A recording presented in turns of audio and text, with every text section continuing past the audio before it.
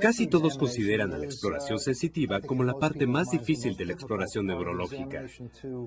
Requiere una gran experiencia porque es subjetiva.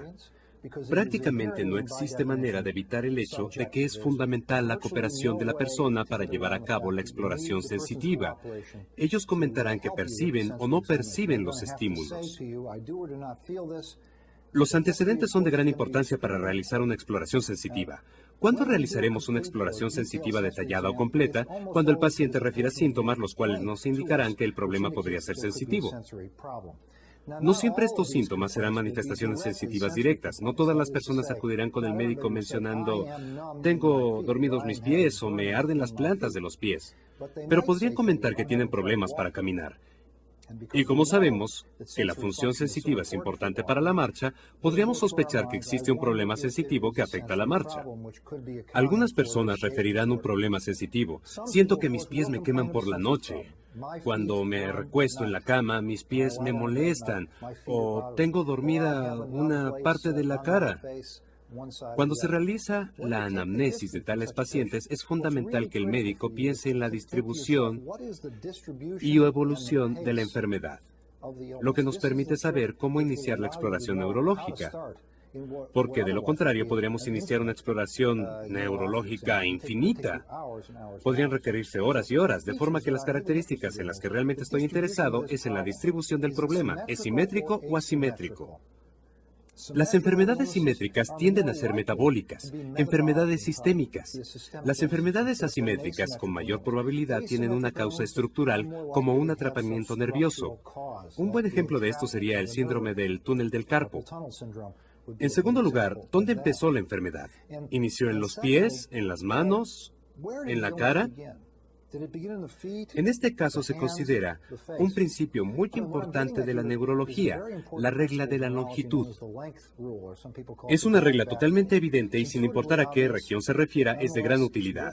Si se consideran las neuronas, las cuales tienen algunas dendritas y axones, los axones transportan información alejándose del cuerpo celular, mientras que las dendritas transportan información hacia el cuerpo celular. Si una persona padece una enfermedad metabólica que afecta a las neuronas, no importa qué neurona sea, ya sean las neuronas del sistema nervioso central o del sistema nervioso periférico, será más sensible a los efectos metabólicos y es más probable que produzca más síntomas mientras más larga sea.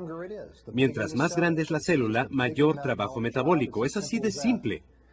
De forma que si se tiene un axón largo, es probable que falle antes que una célula con un axón corto, y a esto se le conoce como la regla de la longitud.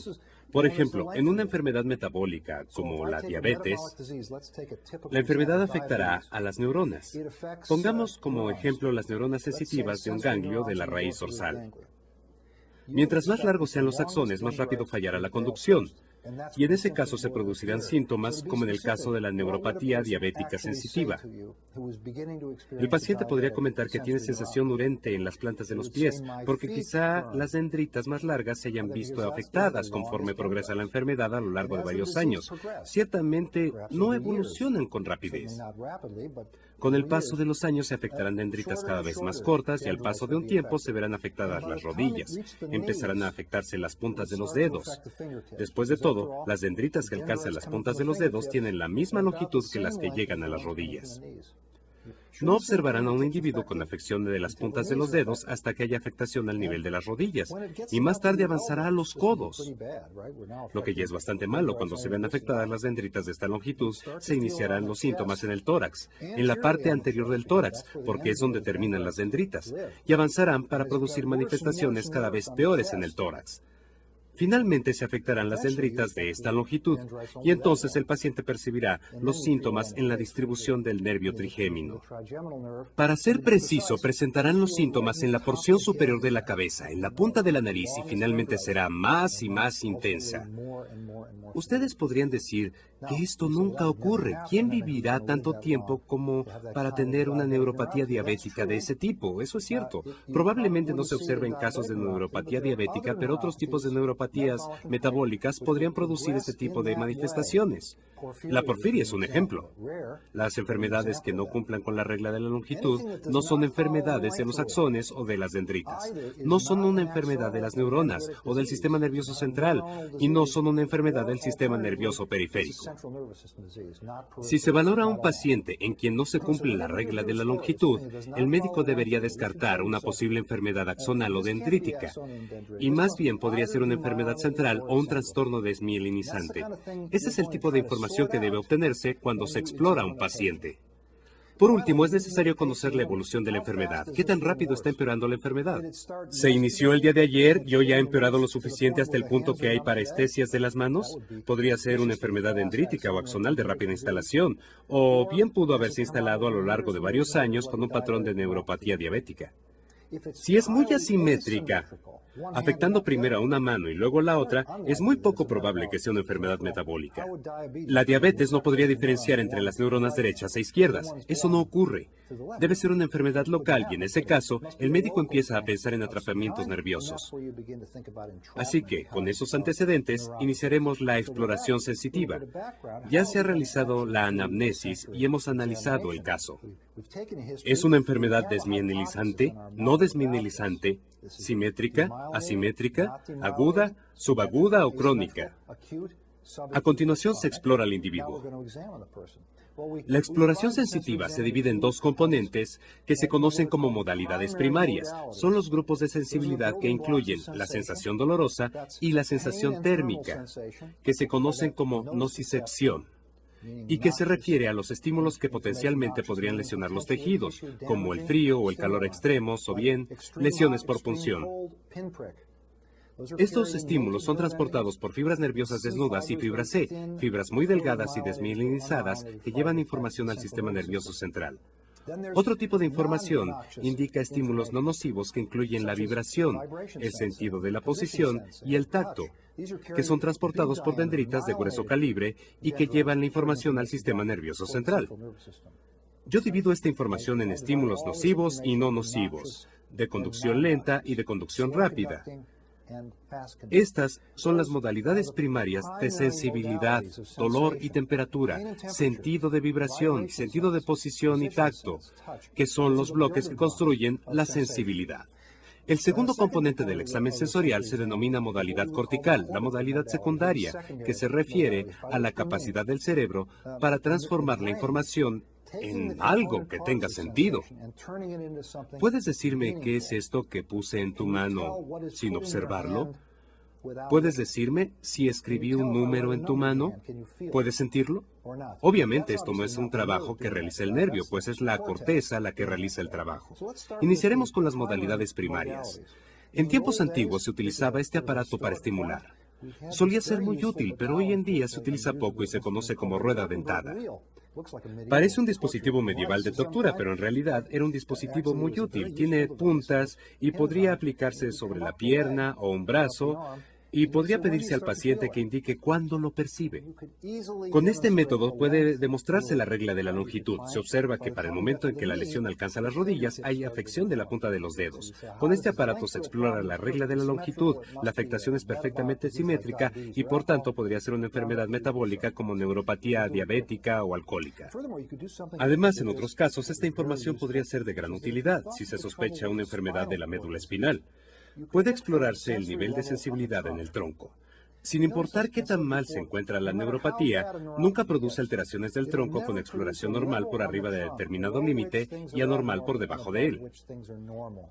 Porque cuando está lo suficientemente mal para afectar el tronco, empezará en la porción anterior y se separará en forma de un árbol de Navidad sobre el tronco, y no con un límite superior o inferior. Si se observa un nivel sensitivo en el tronco por debajo del cual haya manifestaciones anormales y por arriba del cual la exploración sea normal, debe sospecharse enfermedad de la médula espinal. Las mielopatías son el trastorno neurológico más importante que se identifica porque son una situación de urgencia, por ejemplo, una enfermedad metastásica que comprime la médula espinal y que podría poner en riesgo la vida o la debilidad de una extremidad, de forma que debe diagnosticarse con rapidez.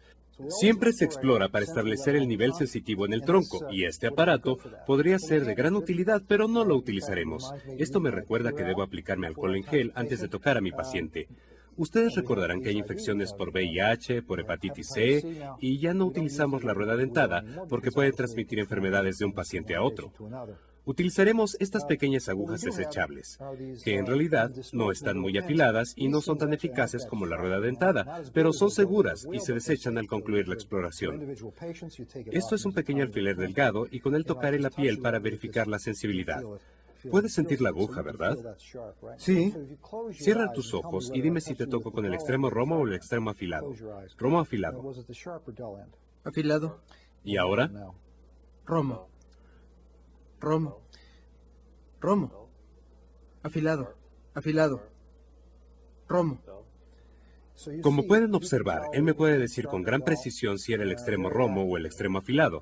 Sin embargo, este no es un objeto afilado y pueden cometerse errores.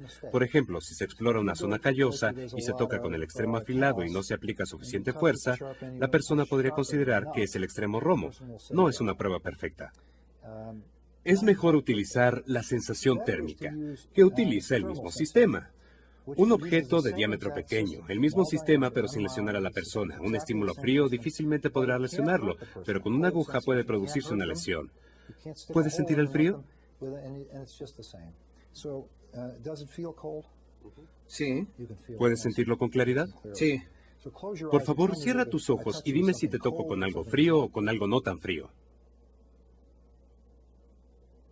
¿Frío o no frío? Frío.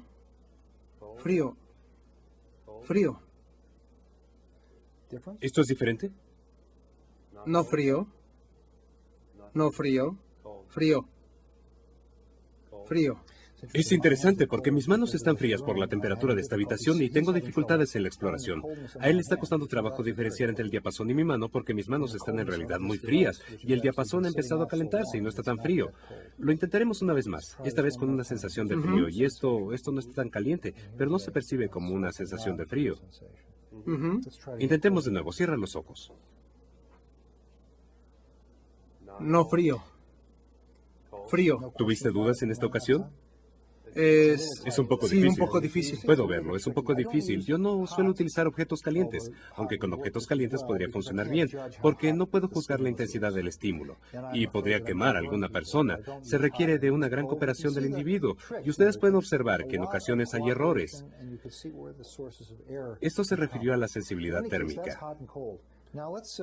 Ahora continuemos con la sensibilidad a la vibración.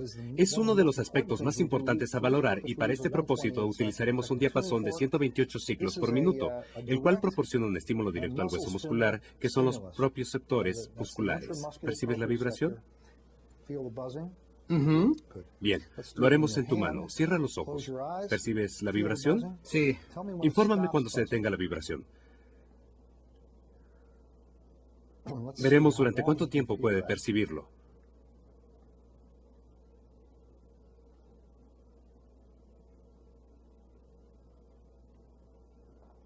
Según lo percibo yo, el estímulo ya ha desaparecido. Ya se detuvo. Por lo general, yo coloco el diapasón contra una parte de mi cuerpo con fines de comparación.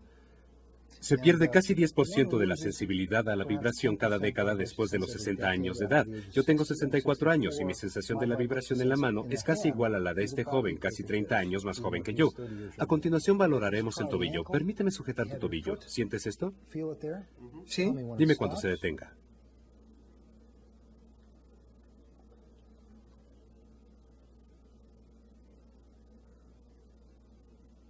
Se detuvo. De nuevo lo compararé conmigo mismo.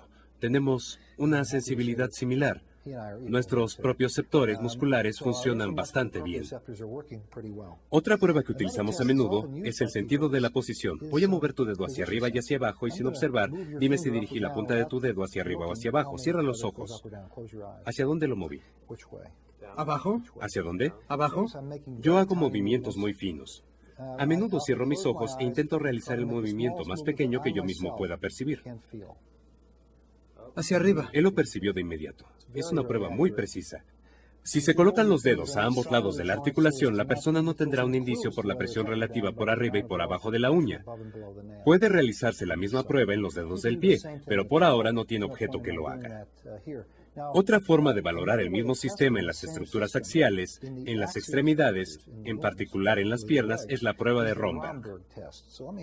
Por favor, colócate de pie y mira hacia allá. Mira hacia el frente. Coloca tus pies juntos en posición de firmes y mira hacia la esquina. Me voy a colocar detrás de ti. Estoy observando la tendencia al desequilibrio. Cierra los ojos. Muy estable. Casi no hay diferencia cuando tiene los ojos abiertos o cerrados. Muy bien, siéntate. En la prueba de Romberg positiva a la persona, al poner atención a un objeto distante, empieza a balancearse y más tarde a cerrar sus ojos podría balancearse más e incluso dar un paso. No es necesario que el individuo dé un paso para tener una prueba de Romberg positiva, solo la tendencia. Pareciera que el paciente bailara al intentar que la persona permanezca de pie con los ojos cerrados, y existen problemas en los propioceptores cuando la persona no cuenta con corrección visual. Varias personas confunden la prueba de Romberg con una prueba cerebelosa, pero esta prueba no valora la función cerebelosa, es una prueba para la propiocepción. Romberg la describió en neurosífilis, tabes dorsal, enfermedad que afecta a la propiocepción. Los trastornos de los propioceptores no deben ubicarse necesariamente en el sistema nervioso central. Si no es tabes dorsal, podría ser una neuropatía periférica, espondilitis anquilosante o deficiencia de la vitamina B12. Es una prueba muy sensible, pero poco específica para trastornos de los propioceptores de estructuras axiales. No voy a detectar problemas de propioceptores en las manos, pero si el trastorno de los propioceptores afecta a las piernas o las caderas, la prueba de Romberg será positiva. El síntoma con el que acudirá el paciente es que refiere inestabilidad en la oscuridad o en la bañera. Cuando las personas se encuentran en la bañera y se aplican jabón en el cabello, cierran los ojos y pierden el equilibrio. Muchos comentan que se marean en la bañera. Una prueba de Romberg positiva. Esta prueba debe realizarse cuando se sospeche un problema sensorial con afectación de los propioceptores. Los propioceptores llevan la información obtenida de los usos musculares aferentes al sistema nervioso central. De forma que hemos valorado las modalidades primarias de la sensibilidad: sensibilidad a la punción, térmica, posición articular y sensibilidad a la vibración. El tacto no es de particular utilidad porque es transportado por muchos subsistemas. Una anomalía en el tacto no es de gran utilidad y es muy insensible. No me detengo mucho en el tacto. Si todas estas modalidades están intactas y si la persona tiene síntomas que me hacen sospechar un trastorno sensitivo, entonces analizo las modalidades corticales. El sistema nervioso puede reunir la información que proviene de los diferentes sistemas sensitivos. Por favor, cierra los ojos. Voy a colocar algo en tus manos y deseo que lo sientas. Puedes sentirlo o moverlo como desees, de la forma que creas más conveniente. Intenta decirme qué es. Creo que es una moneda de 25 centavos. Voy a hacerte una pregunta más difícil. Un lado de la moneda tiene una cara y en el otro lado de la moneda hay un águila. Intenta decirme en qué lado se encuentra la cara. Este es el lado de la cara. Es correcto. Abre los ojos. Lo hiciste muy bien. Esto les demuestra lo sensible que es esta modalidad sensorial secundaria o cortical.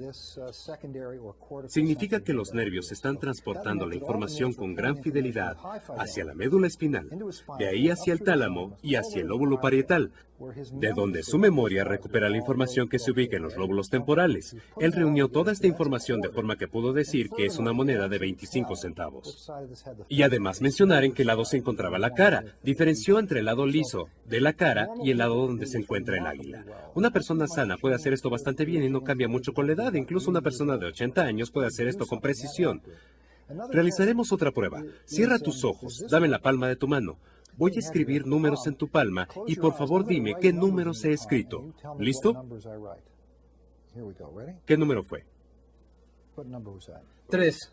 Correcto. ¿Y este? 4. Muy bien. ¿Y este? 9. Muy bien. A eso se le conoce como grafestesia, escribir en la mano de una persona, otra forma de propiocepción. La esterognosia es la capacidad de identificar algo que se le escribió en su mano. Tiene buena esterognosia y buena grafestesia. Si yo puedo escribir en su mano y puede decirme qué fue lo que escribí. Estas son modalidades de sensibilidad cortical. A continuación revisaremos lo que hemos comentado sobre la exploración sensitiva. Depende en gran medida de los antecedentes. El médico debe interesarse en el tiempo de evolución, la regla de la longitud y si el trastorno es simétrico o asimétrico. Más tarde consideraremos la parte del cuerpo donde existe un problema sensitivo. Utilizando la prueba de Romberg se valoran los trastornos de la propiocepción axiles y después se valoran las modalidades primarias que incluyen el estímulo con objeto afilado, tacto suave, posición articular, percepción de vibración, sensibilidad al estímulo térmico y si todos ellos son adecuados, se valoran las modalidades secundarias que incluyen la grafestesia y esterognosia que en este caso fueron normales.